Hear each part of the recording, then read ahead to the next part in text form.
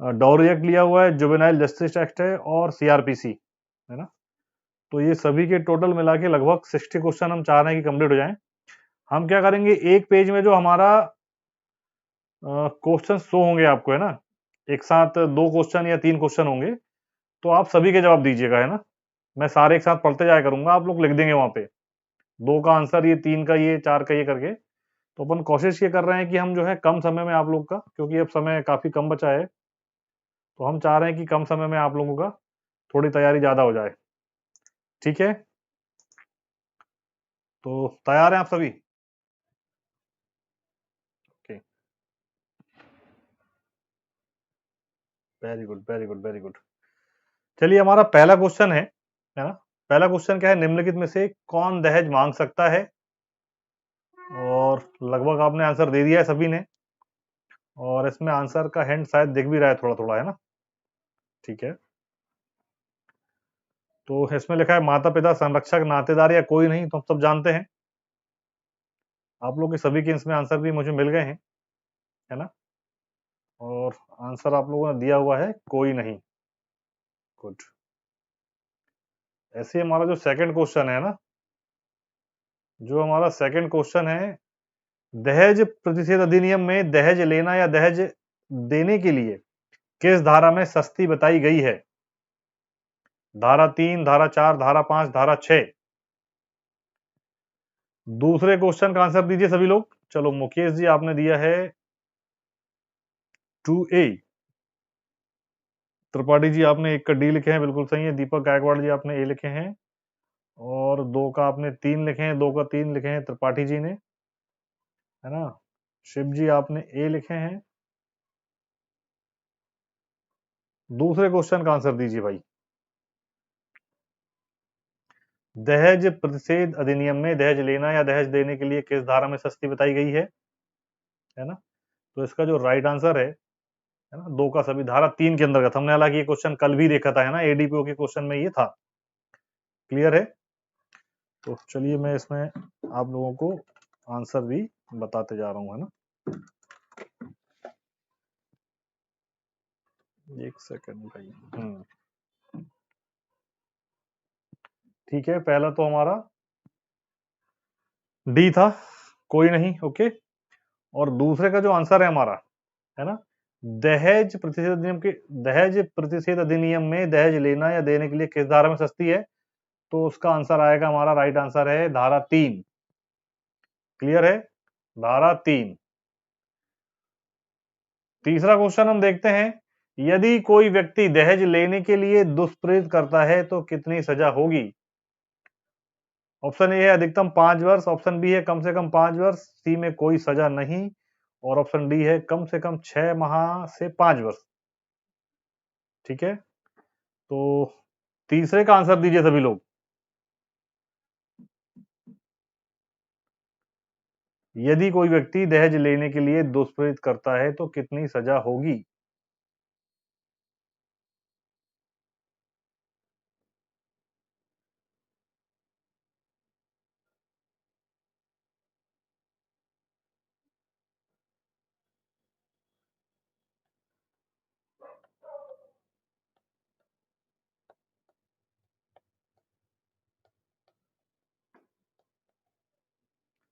चलिए, लगभग सभी के आंसर्स आ रहे हैं है ना। कुछ के आंसर्स बी में हैं और कुछ के आंसर्स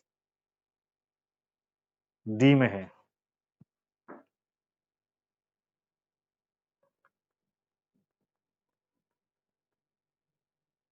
राइट आंसर इसका होगा डी, है ना। राइट आंसर होगा इसका डी। ठीक है, तो ये 3 क्वेश्चन हमारे यहाँ पे कंप्लीट हो गए। आगे बढ़ जाते हैं।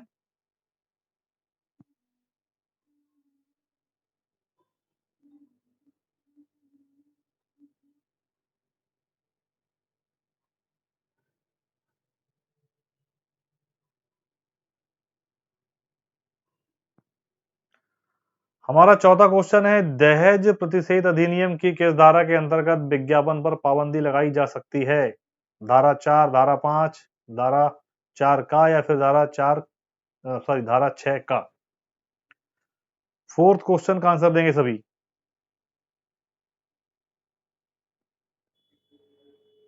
दहेज प्रतिषेध अधिनियम की किस धारा के अंतर्गत विज्ञापन पर पाबंदी लगाई जा सकती है? ठीक है,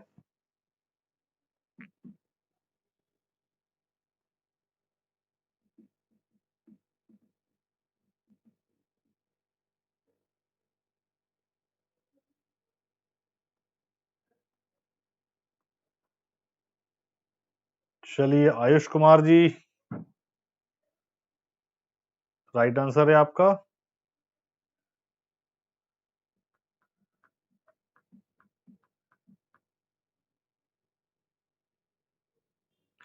अधिकतर लोग इसमें मेरे को जो है बी में आंसर दे रहे हैं आप लोग, है ना। इस क्वेश्चन का जो राइट आंसर है आप लोग याद रखेंगे, दहेज प्रतिषेध अधिनियम की धारा 4 का। धारा 4 का मतलब क्या आएगा इसमें? सी, ऑप्शन सी इसमें हमारा सही है। ठीक है, ऑप्शन सी आप लोग याद रखेंगे चौथे क्वेश्चन के लिए। जब कभी आपको विज्ञापन संबंधित क्वेश्चन आए ये वाला दहेज डाउरी एक्ट में, तो आप लोग धारा 4 का याद रखेंगे। ठीक है, अगला हमारा क्वेश्चन है, दहेज प्रतिषेध अधिनियम कहां पर लागू है? पूरे भारत में, पूरे भारत के सिवाय जम्मू और कश्मीर में, पूरे भारत के सिवाय नागालैंड और उपरोक्त सभी?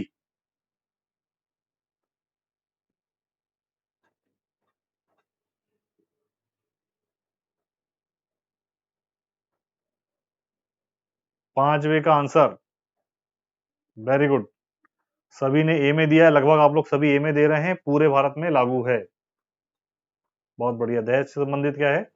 यह कानून अब पूरे भारत में लागू है, क्लियर है। ज्यादा टाइम नहीं देते हम आपका। छठवां क्वेश्चन है, दहेज प्रतिषेध अधिनियम कब से लागू किया गया है? अच्छा क्वेश्चन है ये। छठवां क्वेश्चन, सभी आंसर दीजिए छठवे का, है ना। डाउरी एक्ट कब से लागू किया गया?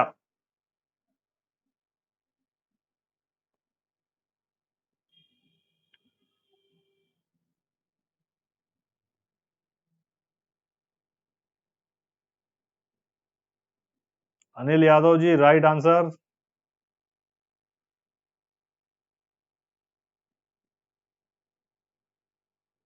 नरेश जी, right answer. Ayush Kumar ji, right answer. सभी लोग याद रखेंगे 1 जुलाई 1961। 1 जुलाई 1961, ऑप्शन सी। दहेज प्रतिषेध अधिनियम जो है 1 जुलाई 1961 से लागू किया गया है, क्लियर है। चलिए अगला क्वेश्चन देखते हैं।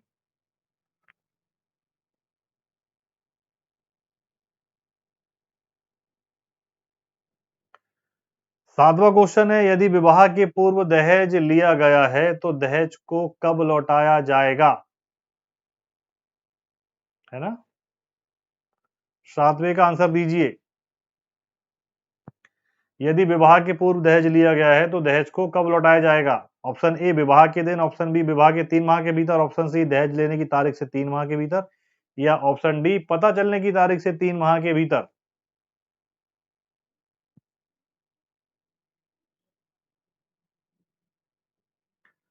तिवारी जी आपने लिखा है 7 का डी, है ना। दीपक गायकवाड़ जी, अश्विनी जी, आप दीपक जी आपने लिखा है बी, मीना जी आपने लिखा है डी, अनीता जी आपने लिखा है बी, त्रिपाठी जी आपने भी डी लिखा है।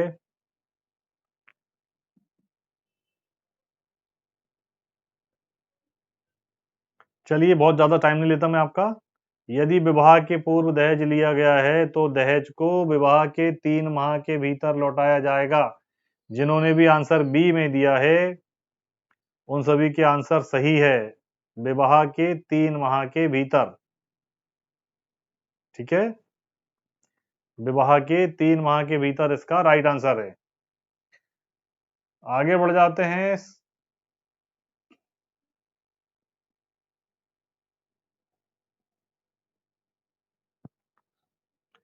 यहाँ पे हमारा 8वां आके सीधे 9वां क्वेश्चन आ गया है ना।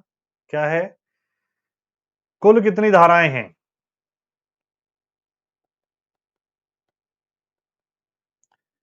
डॉरी एक्ट में कितने सेक्शंस हैं? माइनर एक्ट है, अपन ने पढ़ा है इसको बहुत अच्छे से। कितने एक्ट हैं इसमें, कितनी धाराएं हैं इसमें? क्वेश्चन 9 का आंसर देंगे सभी लोग। गायकवाड़ जी ने लिखा है डी, मुकेश जी आपने भी लिखा है डी।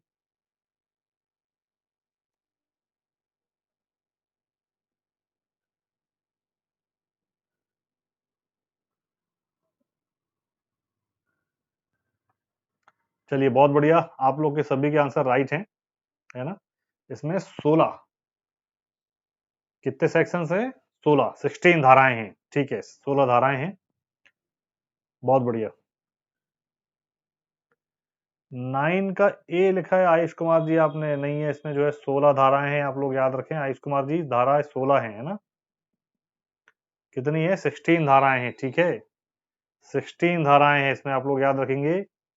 दहेज प्रतिषेध अधिनियम में कुल 16 धाराएं हैं, ठीक। अगले क्वेश्चन की ओर बढ़ते हैं। हमारा 10वां क्वेश्चन है, निम्नलिखित में से कौन सा कथन सत्य है? पक्षकार नातेदार दहेज मांगता है तो दंडनीय नहीं है यदि नातेदार भेंट देता है रूढ़िगत तरीके से परंतु अपनी आर्थिक सामर्थ्य से अधिक दहेज है ना। विवाह के दौरान दिया गया भेंट दहेज है या उपरोक्त सभी सत्य है? 10वां क्वेश्चन का आंसर देंगे।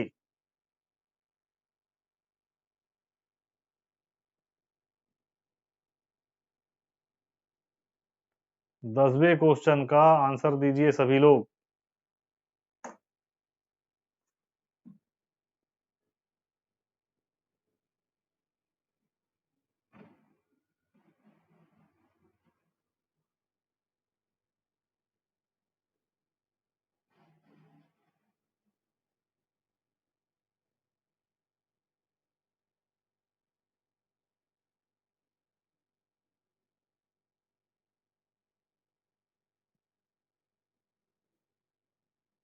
चलिए सभी लोगों के जवाब लगभग आ रहे हैं।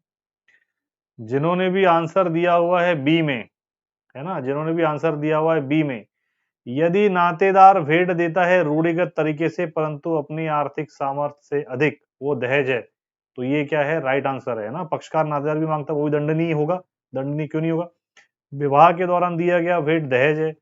अब छोटी मोटी भेंट कोई दे रहा है उपहार, उसको दहेज की कैटेगरी में नहीं लिया जाएगा, ठीक है। तो इसलिए राइट आंसर क्या होगा इसका? बी, है ना। यदि नातेदार भेंट देता है और रूढ़िगत तरीके से परंतु अपनी आर्थिक सामर्थ्य से अधिक है तो उसको हम दहेज बोलेंगे, ठीक है। चलिए 11वां क्वेश्चन है हमारा, डॉरी एक्ट 1961 में कौन से क्रमांक का अधिनियम है? कौन सा क्रमांक, क्या है इसका क्रमांक, संख्या क्या है इसकी, संख्यांक? कौन से क्रमांक का अधिनियम है?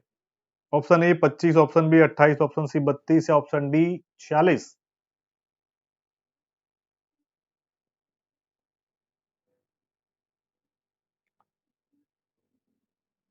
आप लोग जब आंसर दे रहे हैं तो प्लीज उसमें क्वेश्चन भी सामने लिख दीजिए ताकि मैं समझ पाऊं कि कौन से नंबर का क्वेश्चन का आपने आंसर दिया। हालांकि अभी 11वां क्वेश्चन दिख रहा है आप लोग के आगे सबको, तो सब लोग बताइए कौन सा सही है।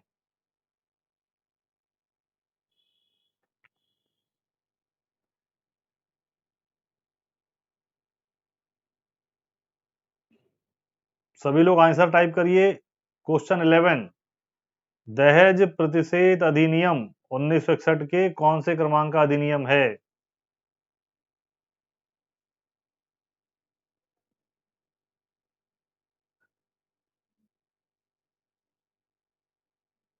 चलिए कोई बात नहीं गायकवाड़ जी, अभी आइडिया लग जाएगा आपको इसमें, है ना।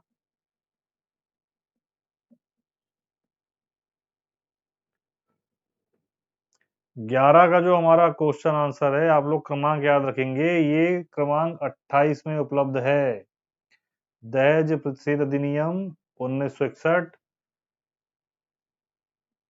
28 क्रमांक पर ये उपलब्ध है, ठीक है। क्रमांक इसका क्या है अधिनियम का? 28वां क्रमांक है इसका, है ना। जितने भी बी में आंसर दिए हैं वो सारे सही हैं, ठीक है। चलो अगले क्वेश्चन की ओर बढ़ जाते हैं। दहेज प्रतिषेध अधिनियम में अपराध का संज्ञान लिया जाएगा। विकल्प पहला है मजिस्ट्रेट प्रथम श्रेणी, विकल्प दूसरा है महानगर मजिस्ट्रेट, विकल्प तीसरा है दोनों में से कोई नहीं, या फिर विकल्प चौथा है सत्र न्यायालय। 12वें क्वेश्चन का आंसर देंगे सभी लोग।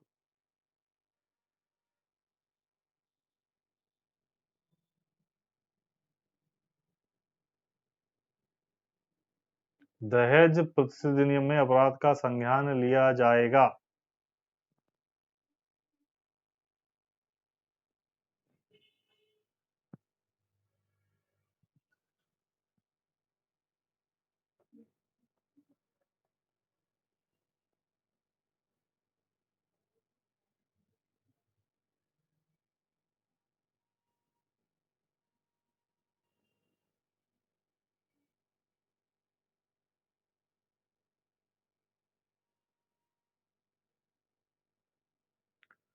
इसका जो आंसर आएगा वो आप लोग का आएगा सत्र न्यायालय।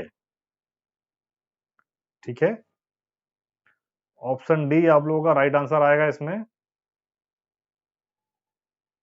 सत्र न्यायालय। आगे बढ़ते हैं, जितने भी डी वाले हैं सारे सही है ना। आगे बढ़ जाते हैं।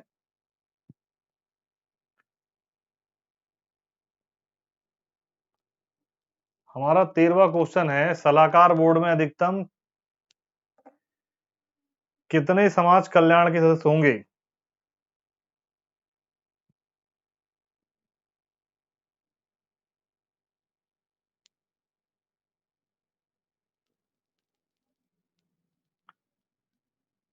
सभी लोग 13वें क्वेश्चन का आंसर देंगे प्लीज।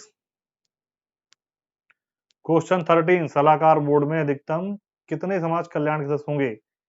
ऑप्शन ए है 5, ऑप्शन बी है 4, ऑप्शन सी है 3, या फिर ऑप्शन डी है 2।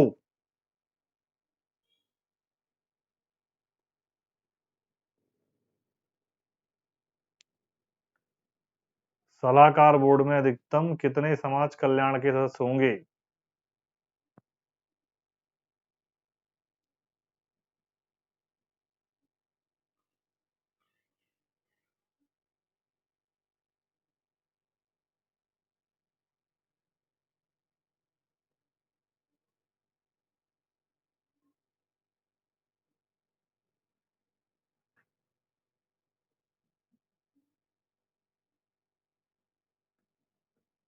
इसका राइट आंसर है ए,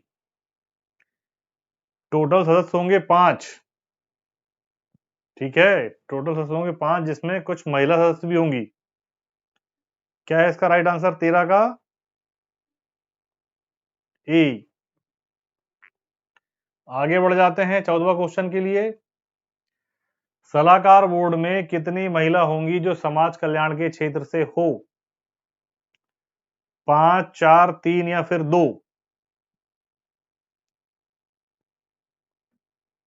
14वें क्वेश्चन का आंसर देंगे सभी लोग।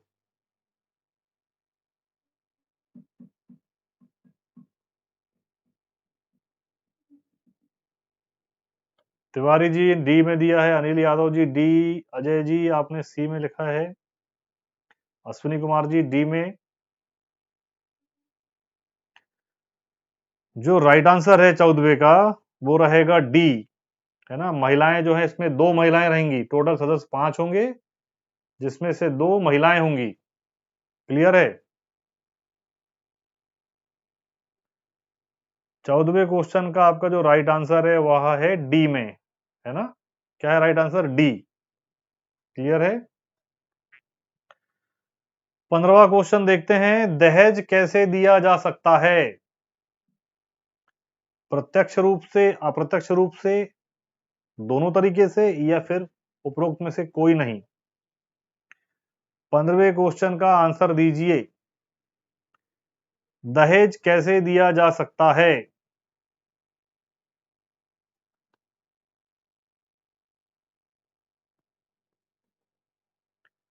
प्रत्यक्ष रूप से, अप्रत्यक्ष रूप से, दोनों, ए और बी दोनों, या फिर उपरोक्त में से कोई नहीं?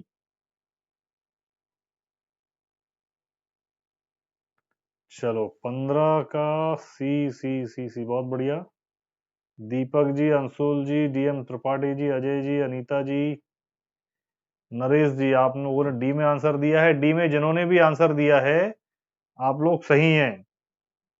ठीक है, दोनों तरीके से दिया जा सकता है। क्लियर है? 15वें क्वेश्चन का आंसर है सी में, है ना। प्रत्यक्ष और अप्रत्यक्ष दोनों तरीके से दहेज दिया जा सकता है। हमारा 16वां क्वेश्चन है, किस धारा के अंतर्गत दहेज मांगने पर सस्ती का प्रावधान किया गया है? सस्ती। ऑप्शन ए धारा 7, ऑप्शन बी धारा 6, ऑप्शन सी धारा 5 या फिर ऑप्शन डी धारा 4। 16वें क्वेश्चन का आंसर देंगे सभी लोग।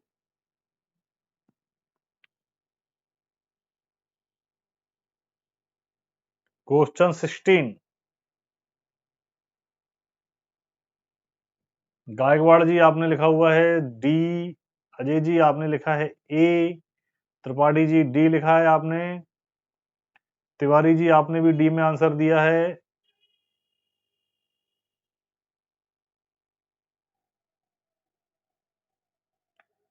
आयुष कुमार जी आपने लिखा हुआ है 16 का सेक्शन 4, है ना। एपी राय जी आपने भी 16 का 4 लिखा हुआ है, मतलब डी लिखा हुआ है। ठीक है, नरेश जी डी। चलिए, जितने भी डी वाले हैं आप लोग सभी सही हैं, है ना। धारा 4 के तहत, डॉरी एक्ट में दहेज मांगने पर धारा 4 के तहत सस्ती का प्रावधान है। क्लियर हो गया? क्वेश्चंस कुछ ज्यादा है इसलिए हम थोड़ा फास्ट चल रहे हैं, आप लोग फटाफट आंसर देने का कष्ट करें, है ना। यदि महिला जिसको दहेज वापस करना था उसकी मृत्यु हो जाती है तो दहेज किसको दिया जाएगा? बच्चों को, पति को, माता पिता को या फिर सरकार को? यदि महिला जिसको दहेज वापस करना था उसकी मृत्यु हो जाती है तो दहेज दिया जाएगा ऑप्शन ए बच्चों को, ऑप्शन बी पति को, ऑप्शन सी माता पिता को या फिर ऑप्शन डी सरकार को। 17 का।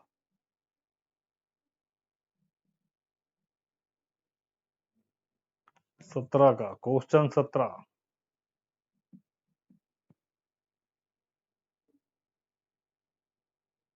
यदि महिला की मृत्यु हो जाती है, नरेश जी आपने लिखा हुआ है ए में, है ना।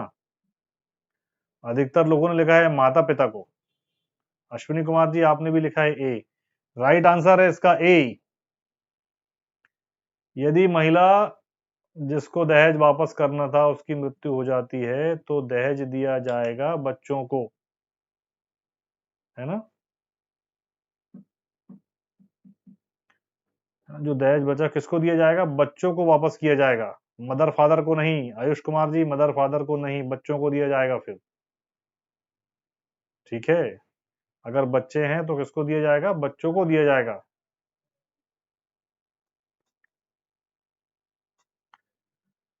हमारा 18वां क्वेश्चन है, दहेज प्रतिशत अधिनियम में दहेज मांगने पर कितनी सस्ती है? कम से कम 6 माह से 2 वर्ष, 6 माह से 5 वर्ष, जुर्माना 10,000 रुपए, और ए और सी दोनों। क्वेश्चन 18।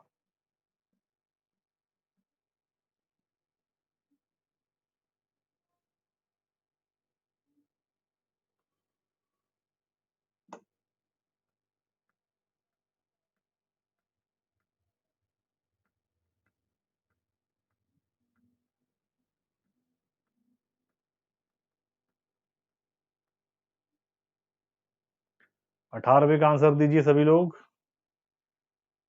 आयुष जी आपने सी लिखा है, गायकवाड़ जी आपने ए लिखा है, राय साहब एपी राय जी आपने डी में आंसर दिया है, यारोई पटेल जी आपने बी में आंसर दिया है, त्रिपाठी जी आपने डी में आंसर दिया है।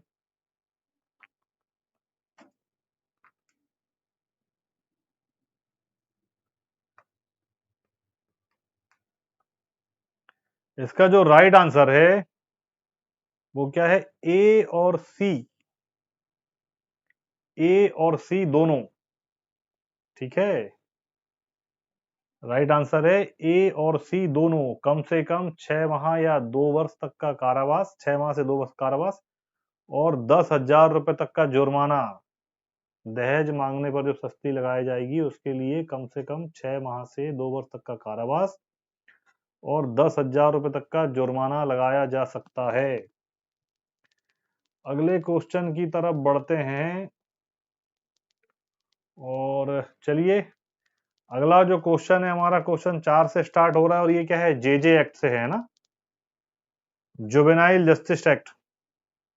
ठीक है,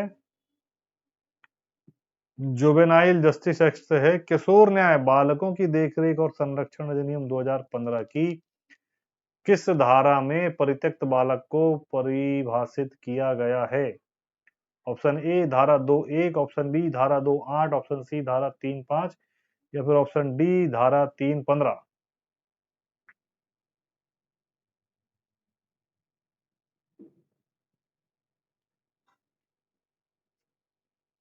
दो क्वेश्चन एक साथ ले लेते हैं इसमें, है ना।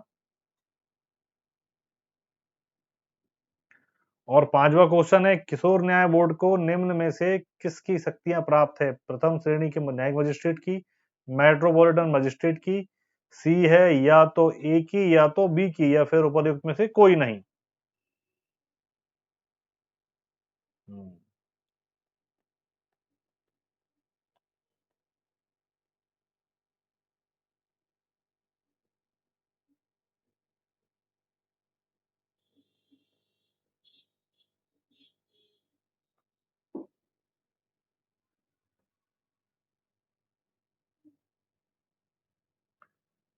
चलिए 4 के लिए जो हमारा आंसर होगा, है ना, बालकों की देखरेख और संरक्षण अधिनियम 2015 की धारा धारा 2(1), ठीक है, धारा 2(1)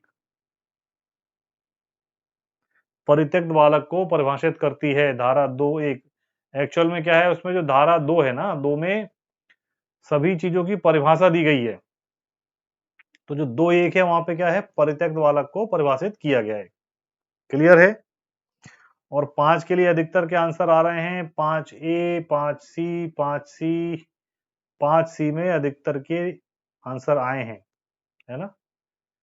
लेकिन इसका जो राइट आंसर है, किशोर न्याय बोर्ड को मेट्रोपॉलिटन मजिस्ट्रेट की शक्तियां प्राप्त है। ठीक है, ऑप्शन बी सही है।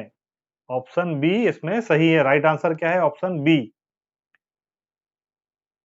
किशोर न्याय बोर्ड को मेट्रोपॉलिटन मजिस्ट्रेट की शक्तियां प्राप्त है। छठवें क्वेश्चन का आंसर देखें, छठवें और सातवें एक साथ देखते हैं। इस अधिनियम के अधीन न्यायालय से अभिप्रेत है, क्या है? ऐसा सिविल न्यायालय जिसे दत्तक ग्रहण या साक्षात संरक्षकता के मामले में अधिकारिता प्राप्त है। कोई आपराधिक न्यायालय जिसे इस अधिनियम के अधीन विचारण की अधिकारिता प्राप्त है। सी है सिविल एवं आपराधिक न्यायालय और डी है उपर्युक्त सभी, है ना।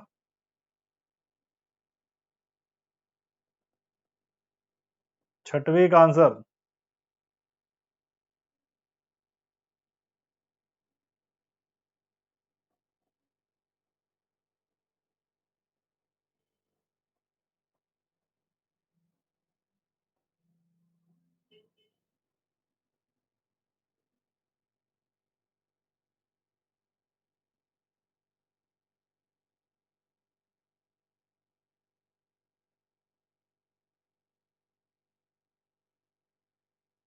अधिकतर लोग आंसर डी में दे रहे हैं। कुछ लोग आपने क्या लिखा है दीपक जी? सर दोनों को सेम पावर है। नहीं नहीं, दोनों को सेम पावर नहीं है भाई, पावर अलग अलग है सभी की।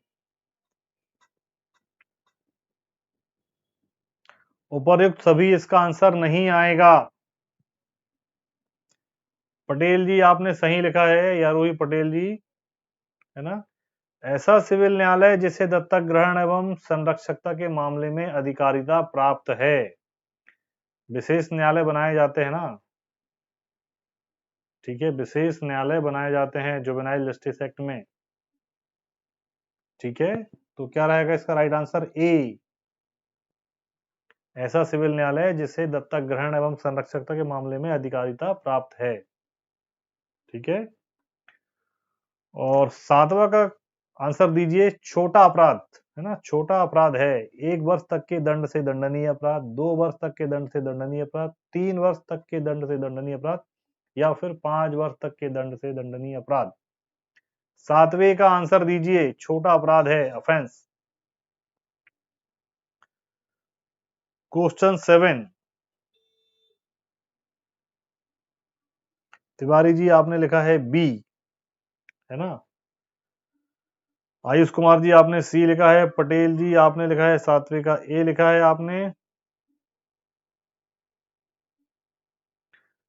मुकेश जी आपने भी लिखा है बी।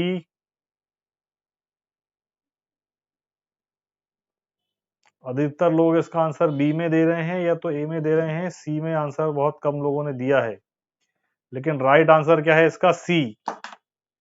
आप लोग राइट आंसर याद रखेंगे, सी।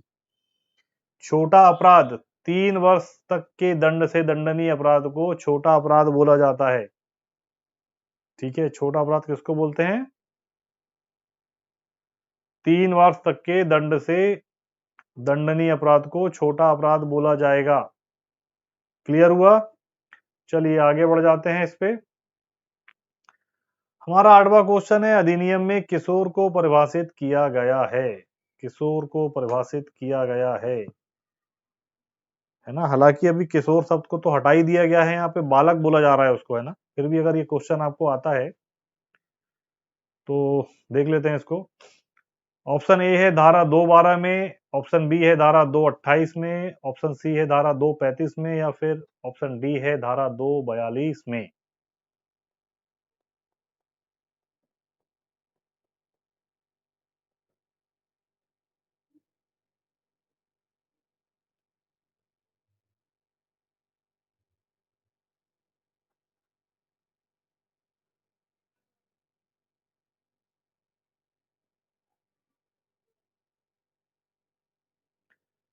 आप लोग 8वें क्वेश्चन का आंसर याद रखेंगे, धारा 235 में किशोर को परिभाषित किया गया है, धारा 235। ठीक है, धारा 235। और 9वां क्वेश्चन का आंसर आप सभी लोगों ने दे दिया है। अनाथ से ऐसा बालक अभिप्रेत है जो जैविक माता पिता के बिना है, जो जैविक संरक्षक के बिना है, जो जैविक दत्तक माता पिता के बिना है, मतलब उपर्युक्त सही सभी, है ना। गुड। ठीक है भाई। 10वां जो हमारा क्वेश्चन है, देख रेख और संरक्षण की व्यवस्था वाला बालक, ऐसा बालक अभिप्रेत है। 10वां क्वेश्चन, जो श्रम विधियों का उल्लंघन करते हुए पाया जाता है, जो भिक्षावृत्ति करते हुए पाया जाता है, जो आवारा पाया जाता है, या फिर उपर्युक्त सभी। 10वें का आंसर दीजिए। क्वेश्चन 10, देख रेख और संरक्षण की आवश्यकता वाला बालक, ऐसा बालक अभिप्रेत है। अश्विनी कुमार जी, तिवारी जी, अनिल यादव जी, पंकज मिश्रा जी।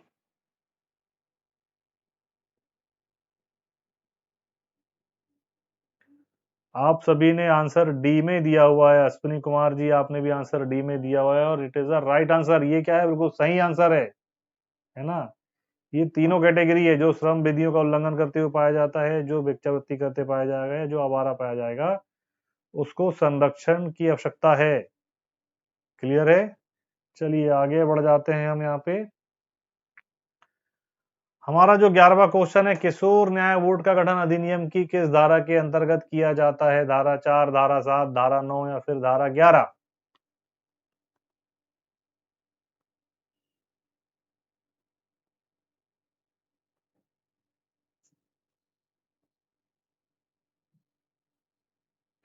ग्यारहवीं का आंसर देंगे सभी लोग।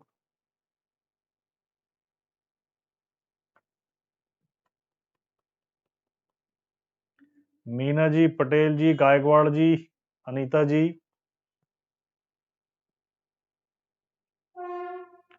अजय सिंह जी। बढ़िया, बहुत बढ़िया। क्या है इसमें? सेक्शन 4, है ना। 11वें का आंसर है किस धारा के किशोर न्याय बोर्ड का गठन अधिनियम की धारा 4 के अंतर्गत किया जाता है। ठीक है, धारा 4 याद रखेंगे आप लोग, धारा 4। और जो हमारा 12वां क्वेश्चन है, जघन्य अपराध, जघन्य अपराध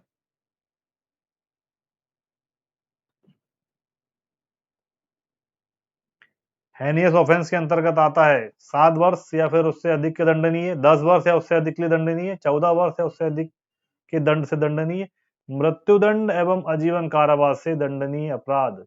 जघन्य अपराध। क्वेश्चन 12वां।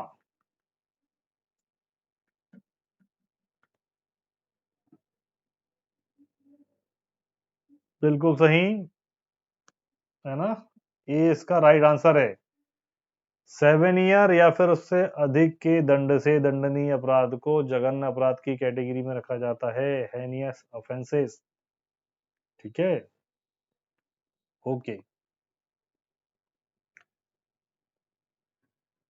हमारा 13वां क्वेश्चन है, सही सुमेलित युग्म है, छोटा अपराध 3 वर्ष से कम, गंभीर अपराध 3 से 7 वर्ष के बीच, जघन्य अपराध 7 वर्ष या फिर अधिक।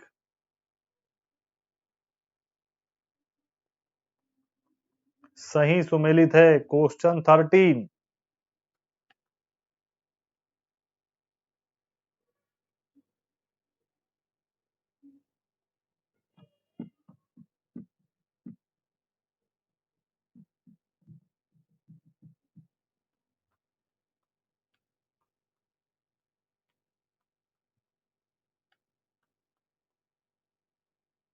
चलिए, बहुत बढ़िया, सभी लोग के आंसर डी में आ रहे हैं और it is a right answer. आपका ये सही जवाब है ना। छोटा अपराध कम से कम 3 वर्ष के लिए होता है, उसको छोटा अपराध बोलते हैं। गंभीर अपराध जो होता है वो 3 से 7 वर्ष के बीच की सजा दी जाती है, और जघन्य अपराध के लिए 7 वर्ष या फिर उससे अधिक की सजा दी जाती है। इसलिए इसका क्या रहेगा, इसका आंसर 10 बी इसका राइट आंसर रहेगा। ठीक है, हमारा 14वां क्वेश्चन है, किशोर न्याय बालकों की देखरेख और संरक्षण अधिनियम 2015 के किस धारा के अधीन किसी अनाथ, परित्यक्त या फिर अभी परित बालक के अंतर्देशीय दत्तक ग्रहण की प्रक्रिया प्रदत्त की गई है। क्वेश्चन 14वां, किशोर न्याय बालकों की देखरेख और संरक्षण अधिनियम 2015 के किस धारा के अधीन किसी अनाथ, परित्यक्त या फिर अव्यर्पित बालक के अंतर्देशीय दत्तक ग्रहण की प्रक्रिया प्रदत्त की गई है। Option A section 58, option B section 57, option C section 56 या ऑप्शन डी सेक्शन 59। आंसर बताएंगे सभी लोग।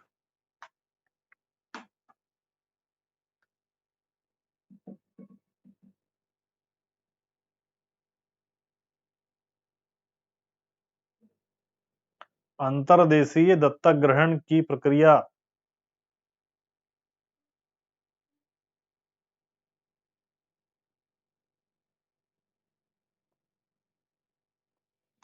इसका राइट आंसर आएगा आपका ऑप्शन डी सेक्शन 59। ठीक है, section 59 right answer is a section 59। Clear है।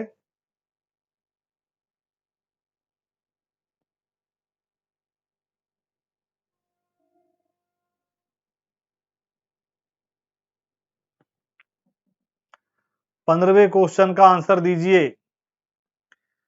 किशोर न्याय बालकों की देखरेख और संरक्षण अधिनियम 2015 के अधीन बाल कल्याण समिति गठित करने की शक्ति किसके पास है। Option A central government, option B state government, option C high court, option D none of these. केंद्र सरकार, राज्य सरकार, उच्च न्यायालय या फिर इनमें से कोई नहीं। 15वें क्वेश्चन का आंसर टाइप करें सभी लोग।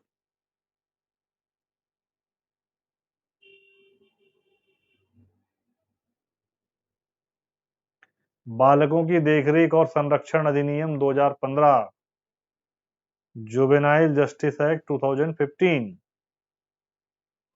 चलिए, पंकज मिश्रा जी, डीएम त्रिपाठी जी, अश्विनी कुमार जी, मीना चौधरी जी, टेकन दास जी, अनिल यादव जी, आयुष कुमार जी और हाँ तिवारी जी, दीपक गायकवाड़ जी, है ना। आंसर आप लोगों ने बी में दिया है और ये राइट आंसर है, राज्य सरकार। ठीक है, राज्य सरकार, है ना। और भी लोगों ने जवाब दिया है, मुकेश जी, एपी राय जी, अजय सिंह जी, राइट आंसर है आप लोगों के।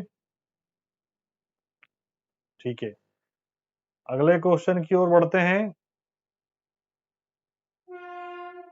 गंभीर अपराध की श्रेणी में आते हैं 3 से 7 वर्ष के दंड से दंडनीय अपराध, 2 से 5 वर्ष के लिए दंड से दंडनीय अपराध 7 से 10 वर्ष के बीच दंड से दंडनीय अपराध या फिर आजीवन कारावास एवं मृत्युदंड से दंडनीय अपराध। गंभीर अपराध। क्वेश्चन 16।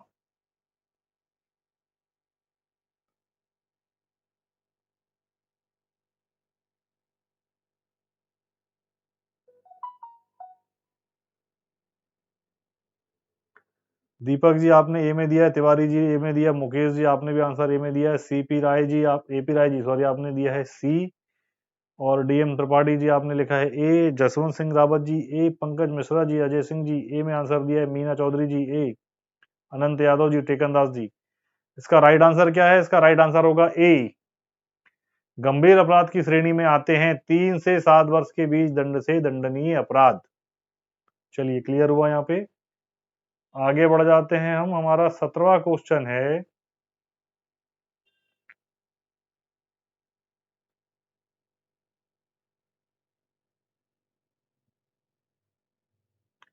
किशोर न्याय बालकों की देखरेख और संरक्षण अधिनियम 2015 के अधीन बाल देखरेख संस्था का रजिस्ट्रीकरण ना कराए जाने के लिए दंड है ऐसे कारावास से जो 1 वर्ष तक हो सकेगा या फिर 1 लाख रुपए से अन्यून के जुर्माने से या दोनों से दंडित किया जाएगा। ऑप्शन बी है सिर्फ 1 वर्ष तक का कारावास, ऑप्शन सी है सिर्फ 1 लाख रुपए तक का जुर्माना, और ऑप्शन डी है इनमें से कोई नहीं। 17 का आंसर सभी लोग टाइप करेंगे। सबसे पहले नरेश जी आपने लिखा है, सॉरी दीपक जी आपने लिखा है 17 का ए, तिवारी जी आपने भी लिखा है ए, जसवंत सिंह रावत जी ए, अनिल यादव जी आपने लिखा है डी। बहुत समय नहीं लेते, अभी आगे और आपके 20 क्वेश्चन करीब बाकी हैं, तो राइट आंसर हम बता देते हैं आपको। ऑप्शन ए इसका सही जवाब है। ऐसे कारावास से जो 1 वर्ष तक का हो सकेगा या फिर 1 लाख रुपए के अन्य से जुर्माने से या दोनों से भी दंडित किया जा सकेगा। ठीक है।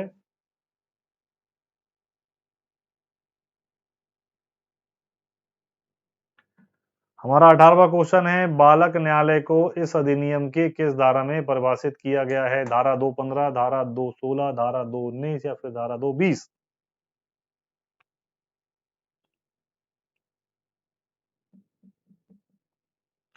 अठारहवां क्वेश्चन का आंसर दीजिए। मीना चौधरी जी आपने दिया है 18 में डी, गायकवाड़ जी आपने भी लिखा है डी,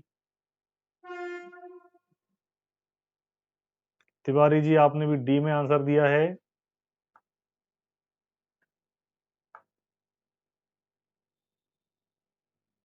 टेकनदास जी डी में, अजय सिंह जी राइट आंसर है आप लोगों के। सेक्शन 220, ठीक है, बालक न्यायालय को अधिनियम की धारा 220 में परिभाषित किया गया है। ठीक है, आगे बढ़ जाते हैं।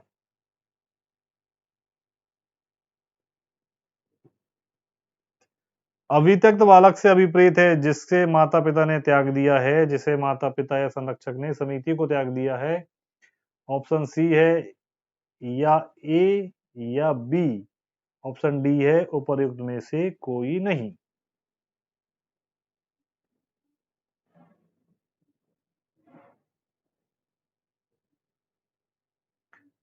अवित्यक्त बालक से अभिप्रेत है। क्वेश्चन 19, 19वें प्रश्न का आंसर टाइप करें सभी लोग।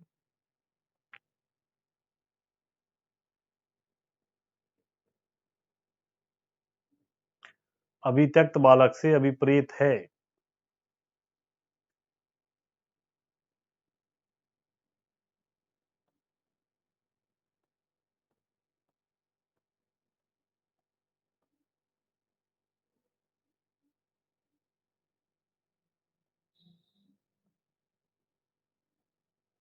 क्या आएगा 19 का?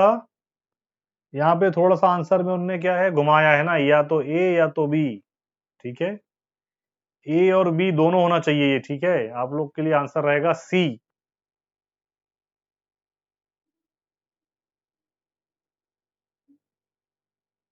ए और बी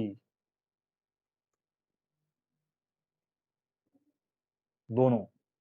ठीक है, ए और बी ये दोनों रहेगा। ठीक है, अवित्यक्त बालक से अभिप्रेत है जिसे माता पिता ने त्याग दिया है, जिसे माता पिता संरक्षण समिति को त्याग दिया है। क्लियर है? ऑप्शन सी इसके लिए आएगा राइट आंसर, है ना। अगला क्वेश्चन है हमारा, किशोर न्याय से अभिप्रेत है 16 वर्ष से कम आयु का बालक, 18 वर्ष से कम आयु का बालक, 16 से 18 वर्ष के बीच का बालक, या फिर उपर्युक्त सभी। 20वें क्वेश्चन का आंसर देंगे सभी लोग।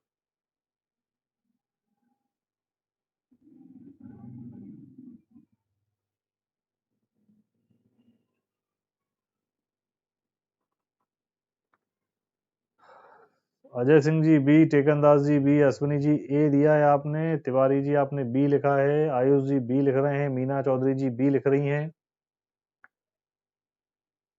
नरेश जी आपने भी बी लिखे हैं। चलिए, जितने भी लोगों ने बी में आंसर दिया है वो है राइट आंसर है आप लोगों का। 18 वर्ष से कम आयु का बालक जो है वो बालक की परिभाषा में आएगा, है ना।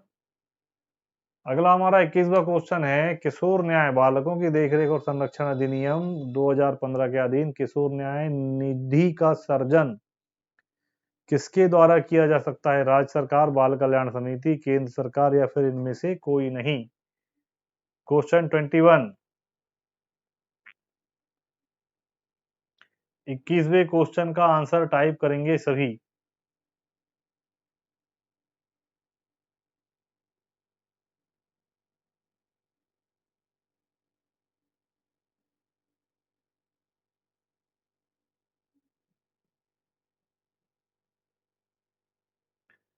अधिकतर लोग जवाब दे रहे हैं बाल कल्याण समिति, बाल कल्याण समिति, है ना। बी में आंसर दे रहे हैं सभी लोग।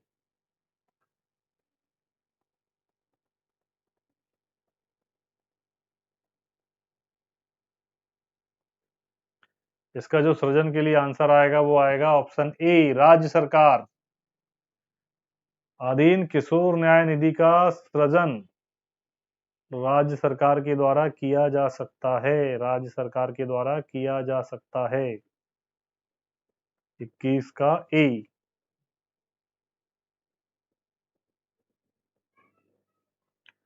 22वां क्वेश्चन देखिए, अधिनियम के प्रशासन में अनुसरण किए जाने वाले समान सिद्धांत किस धारा में दिया गया है?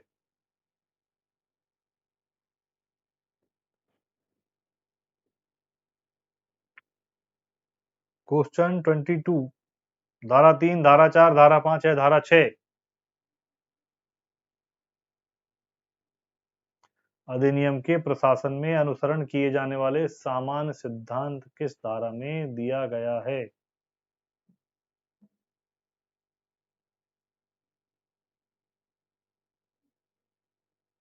गायकवाड़ जी आपने लिखा है ए, अश्विनी कुमार जी आपने लिखा है सी। बाकी लोग भी आंसर टाइप करें। तिवारी जी आपने सी लिखा है, टेकनदास जी ए लिखा है आपने, टिकनदास जी ना, ठीक है, टिकनदास जी आपने लिखा है ए, अजय सिंह जी आपने लिखा हुआ है सी।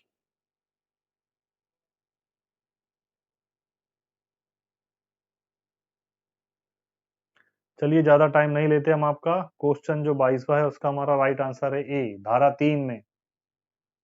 क्या है? धारा 3, है ना, धारा 3। ओके। अधिनियम के प्रशासन में अनुसरण किए जाने वाले समान सिद्धांत धारा 3 में दिया गया है। 23वां क्वेश्चन हमारा, अधिनियम लागू होता है भारतीय दंड संहिता के अधीन दंडनीय अपराधों पर, अन्य विधियों के अधीन दंडनीय अपराधों पर, ए एवं बी पर, और डी है उपर्युक्त में से कोई नहीं। क्वेश्चन 23 का आंसर देंगे सभी लोग। अधिनियम लागू होता है, जुवेनाइल जस्टिस एक्ट लागू होता है ए एवं आईपीसी पर, अन्य विधियों पर, ए और बी दोनों पर, या फिर ऊपर में से कोई नहीं।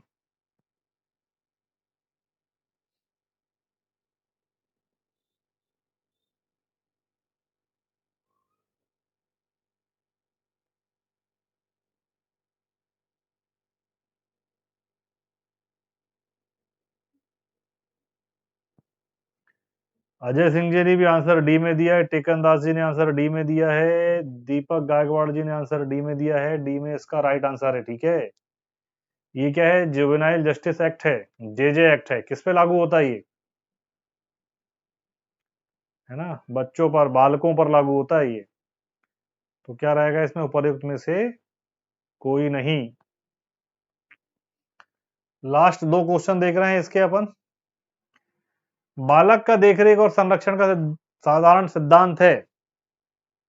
ऑप्शन ए सर्वोत्तम हित का सिद्धांत, ऑप्शन बी सुरक्षा का सिद्धांत, ऑप्शन सी नैसर्गिक न्याय का सिद्धांत, ऑप्शन डी एकांतता और गोपनीयता का सिद्धांत, और ऑप्शन ई है इसमें उपर्युक्त सभी। क्वेश्चन 24 का आंसर टाइप करें सभी। जब तक मैं 25वां क्वेश्चन पढ़ देता हूं। निर्दोष होने की अवधारणा का सिद्धांत का तात्पर्य है। बहुत बढ़िया, सभी लोगों के आंसर ई में आए और राइट आंसर इसका ई ही है ना। बहुत बढ़िया। निर्दोष होने की अवधारणा का सिद्धांत का तात्पर्य है, जब तक दोषी साबित ना कर दिया जाए तब तक अभियुक्त को निर्दोष माना जाएगा। ऑप्शन बी है कोई बालक 18 वर्ष की आयु तक किसी असद्भाव या फिर आपराधिक आशय या निर्दोष होना अवधारित किया जाएगा। ऑप्शन सी है उपर्युक्त। ए और बी दोनों, और डी है या तो ए या तो बी। क्वेश्चन 15 का आंसर देंगे सभी लोग। निर्दोष होने का अवधारणा का सिद्धांत का तात्पर्य। क्वेश्चन 25।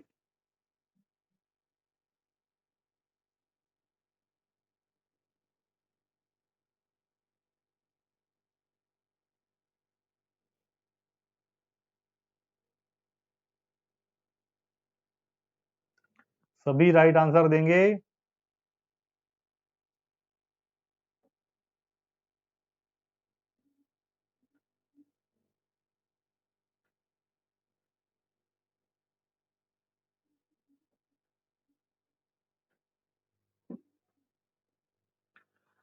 क्वेश्चन 25 का आंसर देंगे सभी लोग।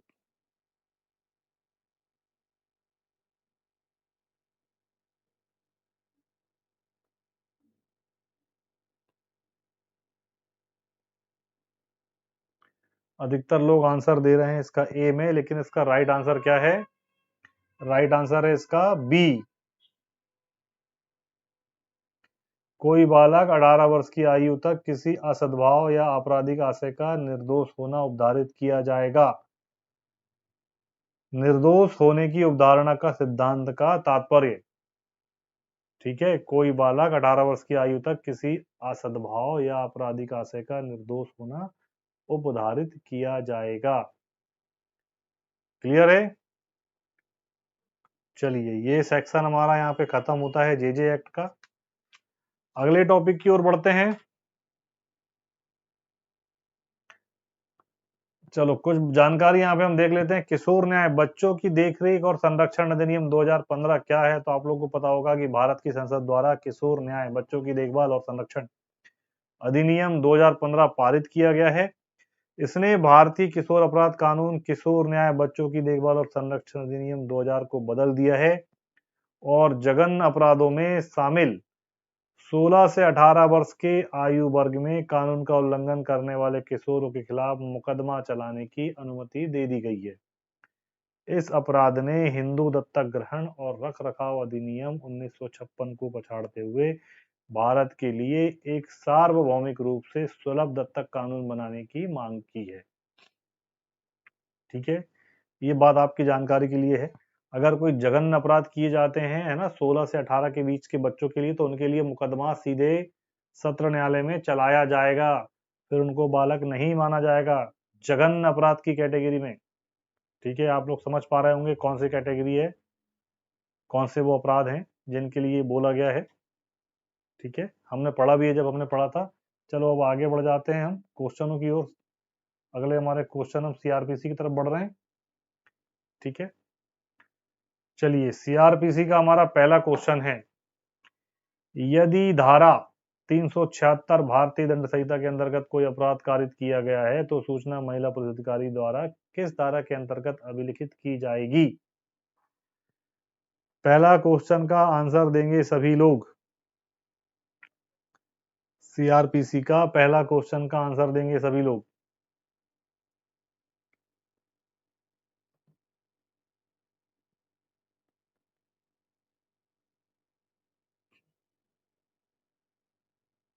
अनंत यादव जी, धर्मेंद्र सिंह जी, दीपक गायकवाड़ जी, टिकन दास जी, आप लोगों ने आंसर दिया है डी में, है ना। और it is a right answer, बिल्कुल सही जवाब है आप लोगों के। सीआरपीसी आप लोग बहुत अच्छे से पढ़ रहे हैं, है ना। सीआरपीसी आप लोग बहुत अच्छे से पढ़ रहे हैं।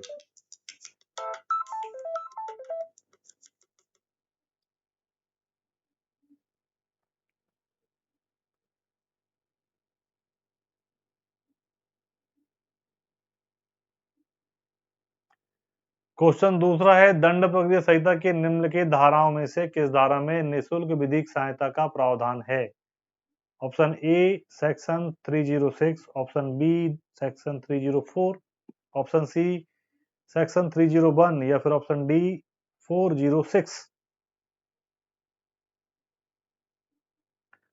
आंसर टाइप करेंगे सभी लोग। मीना चौधरी जी, आपने आंसर दिया हुआ है 2 का बी। धर्मेंद्र सिंह जी, आपने भी 2 का बी लिखे हैं।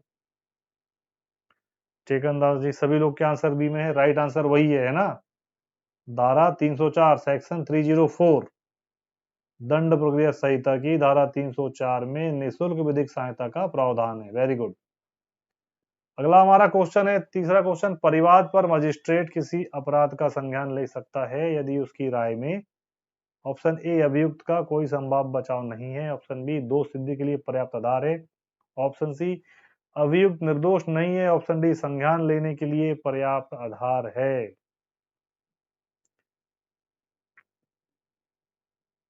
सभी ने आंसर डी में दिया है। राइट आंसर है आप लोगों के, है ना। संज्ञान लेने के लिए अगर पर्याप्त आधार है तो वहां पे मजिस्ट्रेट अपराध का संज्ञान ले सकता है। वेरी गुड, आगे बढ़ जाते हैं, है ना।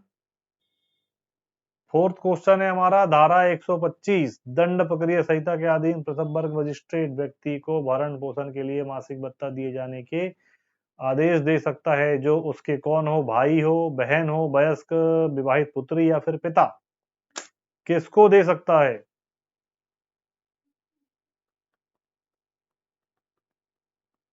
आंसर बताइए। चौथे क्वेश्चन का आंसर टाइप करें सभी लोग। सभी ने आंसर डी में दिया है ना।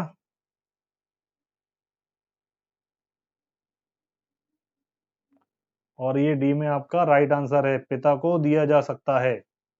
क्लियर है। धारा 125 सीआरपीसी की धारा 125 के तहत मजिस्ट्रेट भरण पोषण के लिए पिता को भी आदेश दे सकता है। ठीक है। हमारा पांचवा क्वेश्चन है, सेक्शन 321 सीआरपीसी के अंतर्गत अभियोजन प्रकरण वापस ले सकता है कौन? जिला मजिस्ट्रेट, मामले का भार साधक, लोक अभियोजक न्यायालय की अनुमति से, मामले का भार साधक लोक अभियोजक न्यायालय की अनुमति के बगैर, या फिर राज्य शासन? पांचवें क्वेश्चन का आंसर टाइप करें please.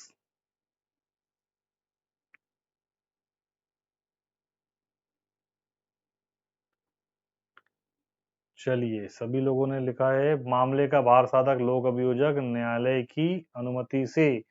Option B right answer है इसका, है ना। मामले का भार साधक लोक अभियोजक न्यायालय की अनुमति से वापस ले सकता है। ठीक है, आगे बढ़ते हैं। छठवां क्वेश्चन, अभियुक्त अविवाद सौदेबाजी प्ली बार्गेनिंग के लिए आवेदन कर सकता है यदि अभिकथित रूप से, पहला ऑप्शन है स्त्रियों या 14 वर्ष से कम आयु के बच्चों को प्रभावित करने वाला कोई अपराध किया हो, बी है चोरी का अपराध किया हो, सी है देश की सामाजिक आर्थिक स्थिति को प्रभावित करने वाला कोई अपराध किया हो, और ऑप्शन डी है हत्या का अपराध किया हो। छठवें का आंसर टाइप करेंगे सभी लोग। छठवें का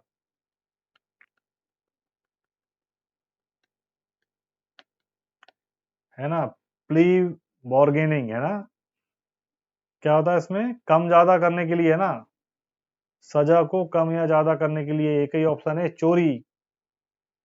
378 का अगर अपराध है तो उसके लिए वो कर सकता है, सौदेबाजी कर सकता है। ठीक है। सातवां हमारा क्वेश्चन है, दंड प्रक्रिया संहिता की धारा 311 ए मजिस्ट्रेट को सशक्त करती है ऑप्शन ए, किसी स्थान में जिसमें अपराध का किया जाना विकथित है उसमें जाने और उसका निरीक्षण करने। ऑप्शन बी, नमूना हस्ताक्षर देने के लिए किसी व्यक्ति को आदेश देने के लिए। ऑप्शन सी, विचारण के दौरान अभियुक्त की संस्वीकृति अभिलिखित किए जाने हेतु। या ऑप्शन डी है, अपराध के दोषी प्रतीत होने वाले अन्य व्यक्तियों के विरुद्ध कार्रवाई के लिए। 7वां क्वेश्चन का आंसर टाइप करें सभी लोग।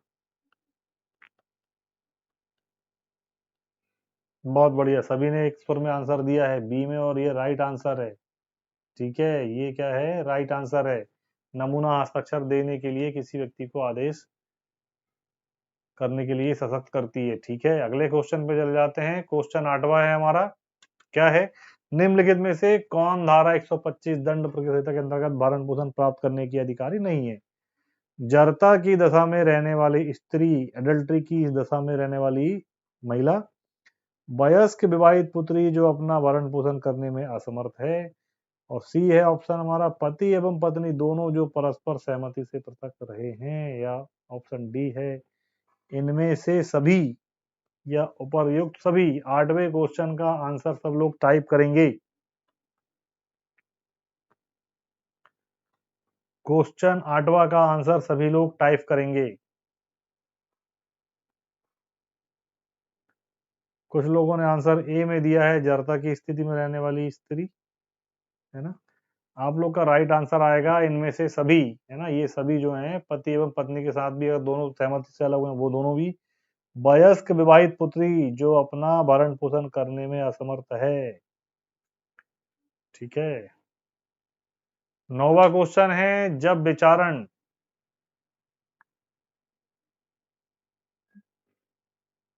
भारतीय दंड विधि की धारा 376 के अपराध से संबंधित है, तब विचारण यथासंभव पूरा किया जाएगा 1 वर्ष में, 6 माह में, 2 वर्ष में, या फिर 2 माह में।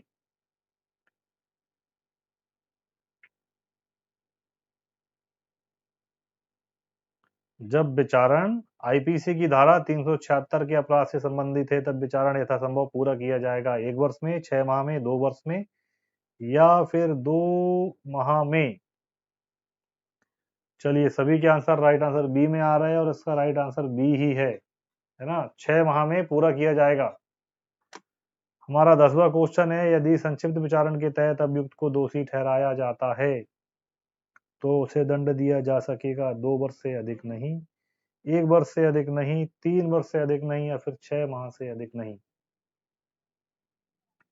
10वें क्वेश्चन का आंसर बताइए।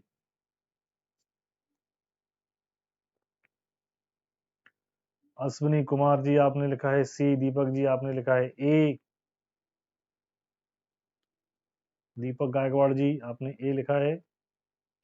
बाकी लोग भी आंसर दीजिए प्लीज, फटाफट आंसर दीजिए सभी लोग, है ना।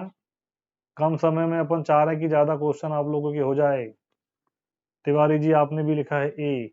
इसका राइट आंसर है 3 माह से अधिक नहीं, है ना। 10वें का जो राइट आंसर है 3 माह से अधिक नहीं। ठीक है, अभियुक्त को दोषी ठहराया जाता है संक्षिप्त विचारण के दौरान तो उसको 3 माह से ज्यादा की सजा नहीं दे सकते। क्लियर है।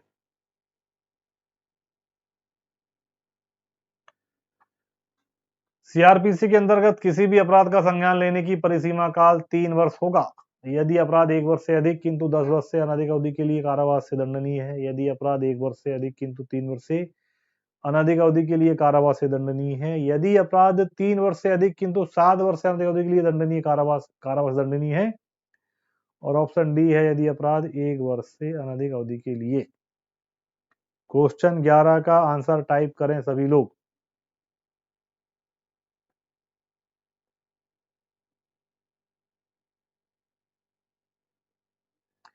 मैना चौधरी जी आपने आंसर दिया है सी में, अश्विनी कुमार जी आपने दिया है ए में,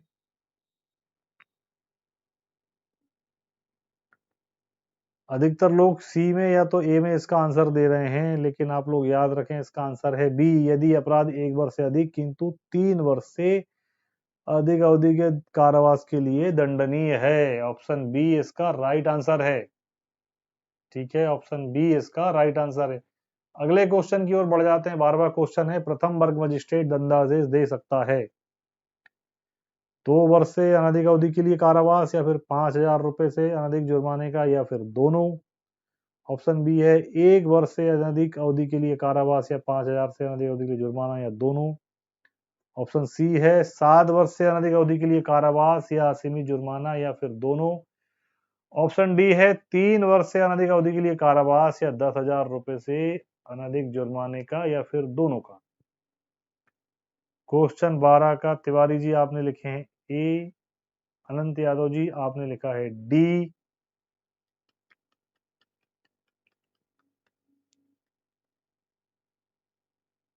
त्रिपाठी जी आपने भी लिखा है डी, और ये राइट आंसर है डी, है ना। राइट आंसर है डी, 3 वर्ष से अनधिक अवधि के लिए कारावास या 10,000 रुपए से अनधिक जुर्माने का या फिर दोनों। Option D is a right answer. अगले क्वेश्चन पे चले जाते हैं सीधे। कार्यपालक मजिस्ट्रेट अव्यासिक अपराधियों से सदाचार के लिए प्रतिभूति की मांग दंड प्रक्रिया संहिता की कौन सी धारा में कर सकता है। Option A section 109, option B section 106, option C section 108 या ऑप्शन डी 110 ऑप्शन सेक्शन 110। 13वीं का आंसर टाइप करें सभी लोग। किस धारा के तहत प्रतिभूति। दीपक गायकवाड़ जी, आयुष कुमार जी, अश्विनी कुमार जी, आप सभी लोगों ने जवाब दिया है और राइट आंसर है आप लोग का ऑप्शन डी, है ना। धारा 110 के तहत प्रतिभूति की मांग कर सकता है कार्यपालक मजिस्ट्रेट। प्रतिभूति की मांग किसमें की जाती है? धारा 110 के तहत। सीआरपीसी की धारा 110 के तहत प्रतिभूति की मांग की जाती है। 14वां क्वेश्चन है, गिरफ्तारी की प्रक्रिया तथा गिरफ्तार करने वाले अधिकारों के कर्तव्य दंड प्रक्रिया संहिता की किस धारा में दिए गए हैं? ये आप लोगों को जोड़ा गया है क्वेश्चन है ये। धारा 41 है, धारा 41 डी, धारा 41 सी या फिर धारा 41 बी। 14वां क्वेश्चन का आंसर दीजिए सभी लोग। 14वें क्वेश्चन का है ना। चलिए भाई, सभी को पता है आप लोग के जो अधिकार दिए गए हैं गिरफ्तार करने के लिए काय में दिए गए हैं? 41 बी, है ना, सीआरपीसी की धारा 41 बी। चलो 15वां क्वेश्चन ले लेते हैं। दंड संहिता प्रक्रिया के अधीन परिसीमा काल प्रारंभ होगा। ऑप्शन ए अपराध के संज्ञान लेने के दिनांक से, ऑप्शन बी शिकायत दर्ज करने के दिनांक से, ऑप्शन सी इनमें से कोई नहीं है, ऑप्शन डी अपराध के घटित होने के दिनांक से। 15वें क्वेश्चन का आंसर सभी लोग टाइप करें।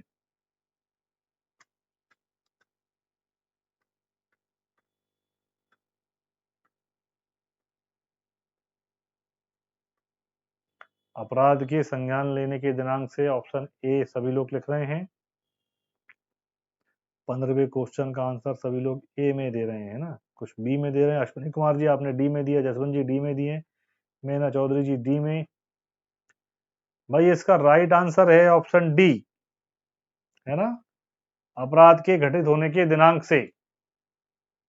ठीक है, डी आप लोग याद रखेंगे। दंड प्रक्रिया संहिता के अधीन परिसीमा काल प्रारंभ होता है अपराध घटित होने के दिनांक से। चलिए 16वां क्वेश्चन है हमारा, जहां अभियुक्त ने दोषी होने का अभिवचन किया है और ऐसे अभिवचन पर वह मुख्य न्यायिक मजिस्ट्रेट के द्वारा दोष सिद्ध किया गया है। वह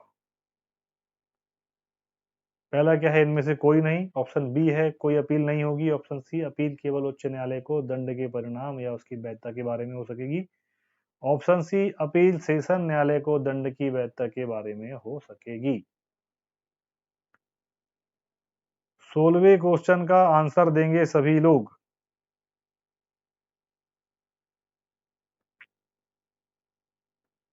क्वेश्चन 16, क्वेश्चन 16 का आंसर दीजिए। देखिए न्यायालय की एक परिसीमा है ना। क्या होता है? पहले मुख्य न्यायिक मजिस्ट्रेट को दे दिया उन्होंने, है ना। फिर उसके बाद में अब क्या जाएगा मामला? कहाँ जाएगा? पहले हाई कोर्ट डायरेक्ट नहीं जाएगा, ठीक है। हाई कोर्ट जाने के पहले सत्र न्यायालय में उसका निर्णय होना चाहिए, तो पहले अपील के लिए क्या है, सेशन न्यायालय, ऑप्शन डी, सेशन न्यायालय में उसकी अपील की जाएगी। क्लियर है। 17वां क्वेश्चन को देख लेते हैं। पीड़ित की परिभाषा दंड प्रक्रिया संहिता की धारा खालिस्तान में दी गई है। विक्टिम की परिभाषा ऑप्शन ए 2 का, है ना, सेक्शन 2 BA या फिर section 2F, option C section 2P या फिर ऑप्शन डी है 2 घा।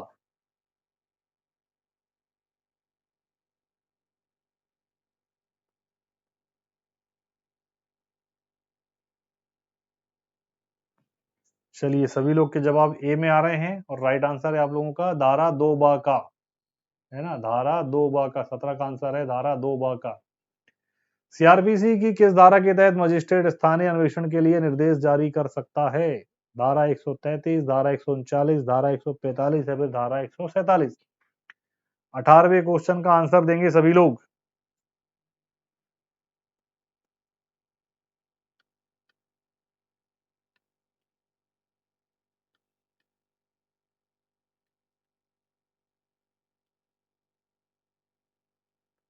अठारहवें क्वेश्चन का आंसर देंगे सभी लोग। सभी ने आंसर ए में दिया है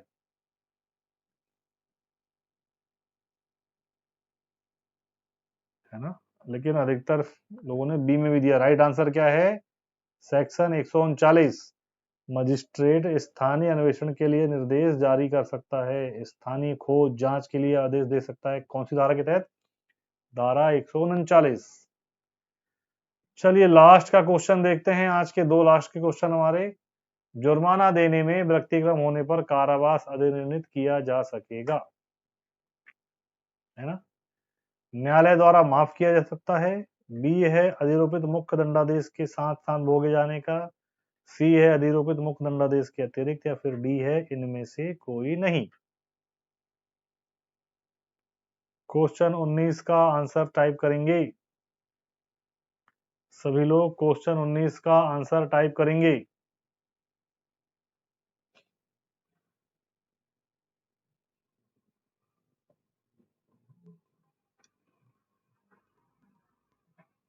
अजय सिंह जी आपने लिखा है सी। अश्विनी जी बी लिखा है आपने। डीएम त्रिपाठी जी आपने लिखा है सी।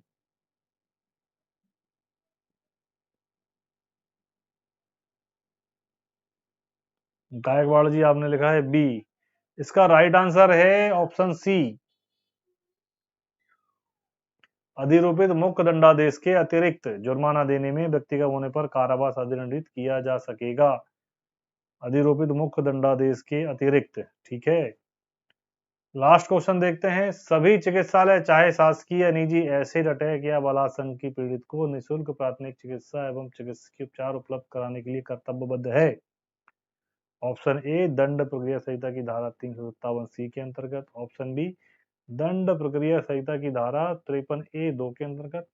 ऑप्शन सी दंड प्रक्रिया संहिता की धारा 357A के अंतर्गत या फिर ऑप्शन डी दंड प्रक्रिया संहिता की धारा 357B के अंतर्गत।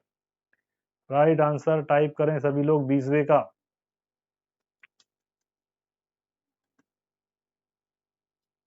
अश्विनी कुमार जी आपने आंसर दिया है ए में। बाकी लोग भी आंसर टाइप करें भाई, कुछ लोग टाइप नहीं कर रहे हैं। चलिए जसवंत जी आपने ए में दिया है। अश्विनी कुमार जी आपने भी ए में दिया है। आयुष कुमार जी आपने लिखा है 20 का बी। तिवारी जी आपने लिखा है सी।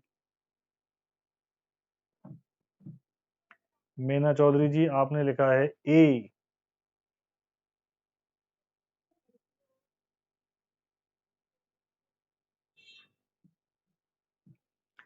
चलिए राइट आंसर है इसका ए। क्या है राइट आंसर? ए। इसका जो राइट आंसर है वो क्या है? ए। क्लियर है। तो आज लगभग हमारे ये 60 क्वेश्चन हमने, है ना, dowry act, juvenile justice act और सीआरपीसी, इनसे रिलेटेड हमने आज रिवीजन देख लिया। आप लोगों ने इसका जवाब भी दिया और जिन जिन लोगों ने अगर जवाब गलत दिया है तो वो लोग अपने आंसर को करेक्ट कर लेंगे, सुधार लेंगे। क्लियर है। और आज जो आप लोगों के एग्जाम हुए, मिस्टर आर के सिंह जी है ना, तो उनकी जो बुक के क्वेश्चंस है, काफी सारे क्वेश्चंस उनके यहाँ पे आए हैं। ठीक है, आप लोग देखेंगे आज का जो क्वेश्चन पेपर हुआ है ना, तो सर की जो किताब है उससे आप लोग के पास में होंगी भी, सभी के पास में, है ना। ये हम पीडीएफ देख रहे हैं आज के क्वेश्चन की, तो तैयारी जो प्रमोशन की है इसमें से ये सारे क्वेश्चन आए हैं। ठीक है, जहां जहां ये रेड में क्लिक किया गया है तो आज के उसमें से क्वेश्चन आए हैं। राजभाषा के 9 क्वेश्चन पूरे के पूरे पूछे गए हैं। ठीक है, जहां जहां ये लिखा है आईपीएफ का जो आज एग्जाम हुआ है, तो आप लोग देखें, है ना, ये सारे क्वेश्चन बहुत अच्छे से आज वाले एग्जाम में आए हैं। तो आप लोगों से अनुरोध है कि जो बुकें आप लोग के पास में अवेलेबल है उसमें भी आप लोग गौर करें, सरसरी नज़र से आप लोग रिवीजन करें। एग्जाम बिल्कुल सर पर है। ठीक है, देखो जहां जहां ये क्वेश्चन जो बुक से आए हैं हम आपको दिखा रहे हैं ना, ताकि आप लोग देख सकें जो क्वेश्चन आपका आया। राजभाषा वाले 9 क्वेश्चन आए हैं टोटल, है ना, आज के एग्जाम में। बाकी भी क्वेश्चन जो हैं आए हुए हैं सारे, है ना। ठीक है,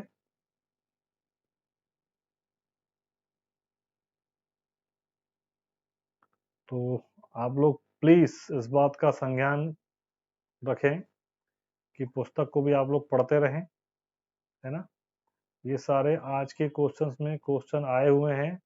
जो मैं आपको दिखाने की कोशिश कर रहा हूँ कि जो संस्था की जो बुक है, जो आर के सिंह जी के द्वारा रचित है ना, उनके द्वारा रचना की गई जिस बुक की, तो उसके अधिकतर क्वेश्चन आज के एग्जाम में अटेम्प्ट हुए हैं। क्लियर है, तो मेरा वही अनुरोध है दोबारा से कि आप लोग पुस्तक को भी ध्यान से देखें, उससे आपको काफी सारी मदद मिलेगी। हो गया है ना, तो हम यहाँ पे क्लास को हम विराम देंगे और उम्मीद यही करते हैं आप लोगों से कि आप सभी जो है तैयारी करें, बहुत तगड़ी तैयारी करें, है ना। जब भी आपको समय मिल रहा है तो आप पुस्तक भी देखें, आप रिवीजन भी देखें। आप लोगों ने पहले पढ़ा भी है तो आप बहुत अच्छे से चीज़ों को देख सकते हैं। क्लियर है, तो ठीक है, सभी को जय हिंद, गुड नाइट, शुभ रात्रि। थैंक्स वाली कोई बात नहीं जसवंत सिंह जी, है ना। ईपी राय जी, आपने बुक के बारे में बोला है, तो बुक ये जो है ना तैयारी प्रमोशन की, ठीक है, आपने क्वेश्चन किया है कौन सी बुक, तो ये जो तैयारी प्रमोशन की जो है, ये संस्था के हमारे सर हैं जो आर के सिंह जी के द्वारा लिखित है। इससे काफी सारे क्वेश्चंस अटेम्प्ट हुए हैं आज के एग्जाम में। ठीक है,